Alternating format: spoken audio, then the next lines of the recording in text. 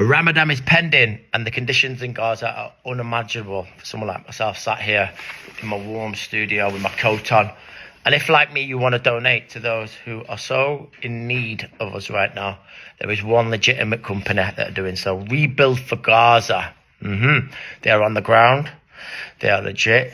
And they are going to be helping and providing 30 to 100 families with food packages. Imagine being in Gaza right now. I can't, to be honest, but I can imagine being able to help via Rebuild Gaza 24. You know the score. Big love. Free Palestine.